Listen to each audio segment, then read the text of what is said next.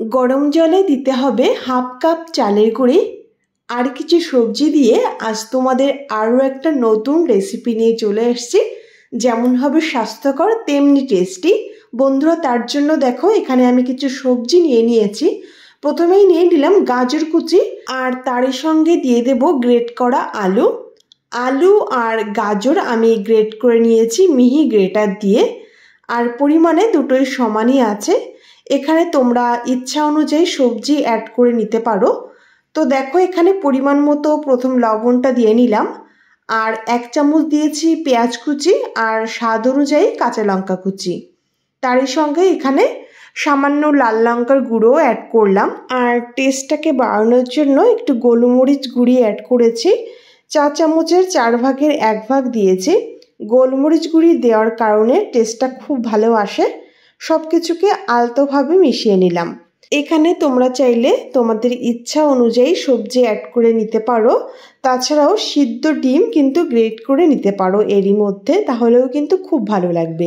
ভালো করে মিশিয়ে সাইড করে রেখে দিলাম। এবার ফ্রাইং প্যানে দিয়ে দিচ্ছি এই কাপ মেপে 1 কাপ জল, আর দিয়ে দিলাম স্বাদ অনুযায়ী লবণ। ছোট চামচের 1 চামচ লবণ দিয়েছি। জলের সঙ্গে ভালো করে মিশিয়ে নিলাম লবণটা। এবার দিয়ে দেব যে কাপের মাপ করে জলটা নিয়েছি সেই কাপেরই হাফ কাপ চালের গুঁড়ি। পুরো চালের গুঁড়িটা দিয়ে খুন্তি দিয়ে মেশাতে থাকবো। আর চালের গুঁড়িটা দেওয়ার পর দেখতে পারবে বেশ শুকনো হয়ে আসবে কিছুক্ষণের মধ্যেই। এবার এটা যেহেতু একটু নরম রয়েছে, তাই এখানে আরও 2 চামচ মতো আমি দিয়ে দিলাম আটা। তোমরা চাইলে আটার বদলে ময়দাও দিতে পারো। 2 চামচ আটা দিয়ে ভালো করে মিশিয়ে নিলাম। তারপর পারফেক্ট একটা ডো তৈরি হয়ে যাবে। ভালো করে মেশাতে মেশাতে দেখতে পারবে একটা ডো আকার তৈরি হয়ে আসবে।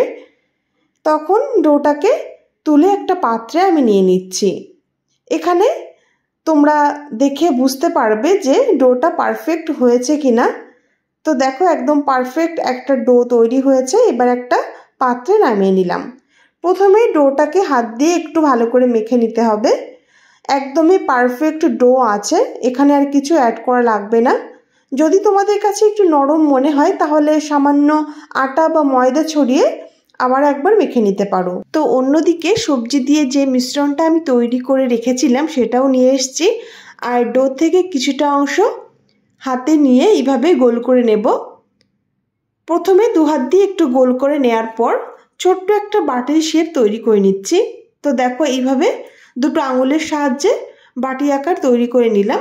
এবার সবজির কিছুটা অংশ নিয়ে এই বাটির মধ্যে দিয়ে দিচ্ছি। পরিমাণে কিন্তু খুবই সামান্য যাবে, যেহেতু আমি খুব ছোট সাইজ করে তৈরি করছি। তোমাদের ইচ্ছা অনুযায়ী শেপ করে তৈরি করে নিতে পারো। যে যেই রকম ছোট বড় করতে চাইছো সেই হিসাবেই বাটিটা তৈরি করে নিতে হবে। তো দেখো এইভাবে আমি সুন্দরভাবে আটকে নিলাম। তৈরি করতে খুবই সহজ, একদমই নর্মাল। ছোট্ট একটা বাটি করে আটকে নিয়েছি, আর 2 হাত দিয়ে এইভাবে গোল করে নিয়ে সুন্দর একটা গোল শেপ তৈরি করে নিলাম। অন্যদিকে প্লেটে সামান্য আটা ছড়িয়ে নাস্তাটি রেখে দিলাম। তো চলো বন্ধুরা, আরও একটি তৈরি করে তোমাদের দেখাবো। সেই একই রকমভাবে ডো থেকে কিছুটা অংশ হাতে নিয়ে প্রথমে একটু গোল শেপ করে নিলাম 2 হাত দিয়ে। এবার দুটো আঙুল দিয়ে ঠিক একই রকমভাবে বাটির মতো তৈরি করে নিয়েছি। দেখতে পাচ্ছ এইবার খুবই সামান্য ভিতরের পুরটা যাবে। যে যেই রকম সাইজ করে তৈরি করবে সেই হিসাবে পুরটা দিতে হবে। অতিরিক্ত দিলে কিন্তু আটকাতে অসুবিধা হবে। খুবই সহজ প্রসেস, এটা তৈরি করতেও একদমই সহজ। তো দেখো সুন্দর আটকে গেল। সুন্দরভাবে মুখটা আটকে নেওয়ার পর 2 হাত দিয়ে ঠিক একইভাবে আমি গোল করে নিচ্ছি। খুব সুন্দরভাবে নাস্তাগুলো তৈরি হয়ে যায় আর খেতে অসাধারণ লাগে। তো এইভাবে কিন্তু আমি প্রত্যেকটা তৈরি করে নিয়েছি। তো দেখো বন্ধুরা, এইভাবে সব নাস্তাগুলো তৈরি করে নেওয়ার পর এবার কড়াইতে কিছুটা জল দিয়ে উপরে এইরকম ছিদ্রযুক্ত একটা থালা বসিয়ে দিয়েছি, আর থালার উপরে সামান্য তেল ব্রাশ করে নিলাম। তেল ব্রাশ করে নিয়ে নাস্তাগুলো দিয়ে দিয়েছি। অবশ্যই তেলটা ব্রাশ করে নেবে, তা না হলে কিন্তু থালায় লেগে যেতে পারে। এবার আঁচটাকেও অন করে দিয়েছি। আঁচটাকে হাইতে রেখে যখন জলটা ফুটতে শুরু করেছে একদম লো আকারে দিয়ে একটা ঢাকনি দিয়ে ঢেকে দিলাম। 5 থেকে 7 মিনিট পর ঢাকনি তুলে নেব। তো দেখো 7 মিনিট হয়ে গেছে, আমি ঢাকনিটা তুলে নিচ্ছি। একদম পারফেক্টভাবে সিদ্ধ হয়ে গেছে। এবার আমি নামিয়ে নেব। নাস্তাটা তৈরি করতে এত সহজ আর খেতেও তেমনি সুস্বাদু। বাচ্চা থেকে বড় সবারই কিন্তু খুব ভালো লাগবে। তো দেখো বন্ধুরা, নাস্তাটা নামিয়ে নিয়েছি।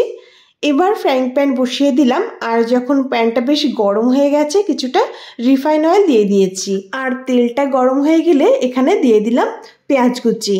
বেশ বড় সাইজের একটা পেঁয়াজকে আমি বেশ ছোট করে কেটে নিয়েছিলাম। তো পেঁয়াজটা দিয়ে জাস্ট হালকা ভেজে নেব। যখন এইরকম পেঁয়াজটা নরম হয়ে আসবে সেই টাইমে দিয়ে দিচ্ছি একটা কাঁচা লঙ্কা কুচি। যে যার স্বাদ অনুযায়ী লঙ্কাটা অ্যাড করবে। তেলের উপর একটু নেড়েচেড়ে নিয়ে এখানে দিয়ে দিচ্ছি একটা টমেটো পেস্ট। একটা বেশ মিডিয়াম সাইজের টমেটো আমি গ্রেটার দিয়ে গ্রেট করে নিয়েছিলাম। তোমরা চাইলে এখানে টমেটো কুচিও অ্যাড করতে পারো বা টমেটো পেস্ট করে দিতে পারো। এটা আমি গ্রেট করে দিয়েছি।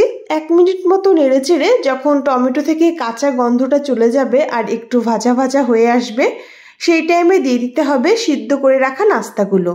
নাস্তাটা দিয়ে আলতোভাবে প্রথমে মিশিয়ে নিচ্ছি। ভালো করে মিশিয়ে নেওয়ার পর এবার এখানে অ্যাড করব 1/2 চামচ লাল লঙ্কার গুঁড়ি। যে যার স্বাদ অনুযায়ী লঙ্কাটা অ্যাড করবে।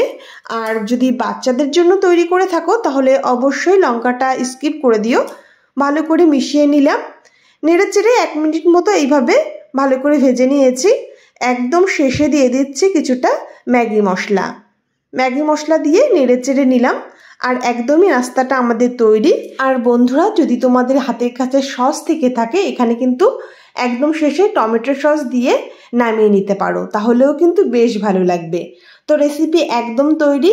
এবার একটা পাত্রে আমি নামিয়ে নিচ্ছি।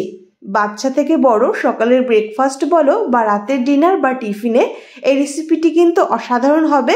আর বন্ধুরা, যারা এখনো আমার চ্যানেলটি সাবস্ক্রাইব করোনি, প্লিজ বন্ধুরা, যদি ভিডিওটি তোমাদের ভালো লেগে থাকে আমার চ্যানেলটি সাবস্ক্রাইব করে আমার পাশে থেকো তোমরা। তো বন্ধুরা, আজ এ পর্যন্তই ভিডিওটি শেষ করছি। দেখা হবে নেক্সট কোনো ভিডিওতে। তোমরা সবাই খুব ভালো থেকো।